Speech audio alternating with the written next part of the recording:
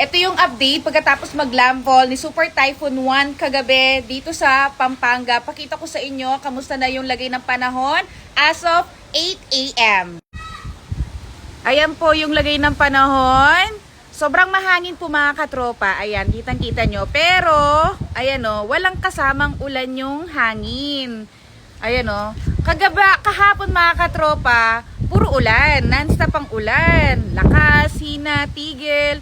Pero ngayon naman, pagkagising ko, ngayong umaga, puro naman hangin. Maaliwalas yung langit. Ayan, may color blue na. Pero hangin naman.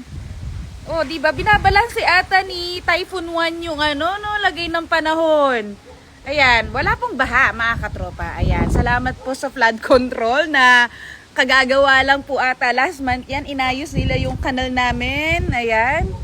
Inayos nila yung kanal namin, pinalalim nila, nagfo-flow na po yung tubig, hindi na po nag-i-stack. Dati nag-i-stack yan, yung kanal namin, hindi nagfo-flow yung water, pero ngayon maayos na. Salamat talaga sa Diyos, no? Kasi yung tipong mararamdaman na namin yung hagupit ni Super Typhoon kagabi, si Juan, biglang nabaklas daw yung kanyang sentro dahil daw sa bundok, yung Sierra Madre, na pumoprotekta talaga sa Luzon.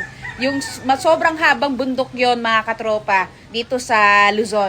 At alam niyo ba, no, kahit nagsisignal number 4 po kami dito sa sa Arayat. Pasalamat talaga kami sa Mount Arayat na meron kami dito. Pakita ko sa inyo.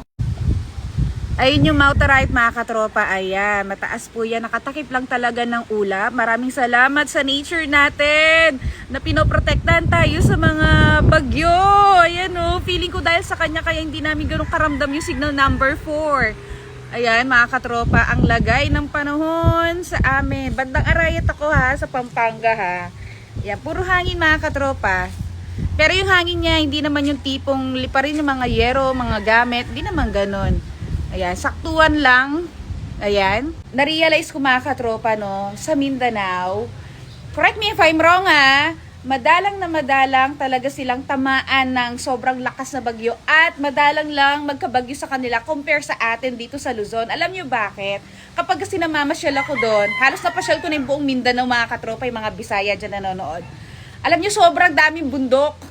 Alam niyo, pag naglo-long travel kami ng mga in-laws ko ni Josawa, puro bundok ang pinapasukan namin, dinadaanan namin.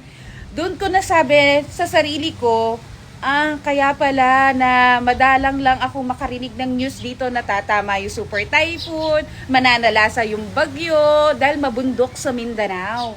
At ilang beses ko na napansin yon. Kapag namamasyal kami ng rainy season ni Josawa, nasa Mindanao kami, dito sa Luzon, binabagyo, laging maulan. Pero sa Mindanao, ang init-init kapag nandun kami. Kapag rainy season yun Kaya salamat talaga sa mga nature natin. EENR, alam niyo na, ang trabaho ninyo, Protektahan ko ano dapat talagang protektahan. Nako, wag sirain.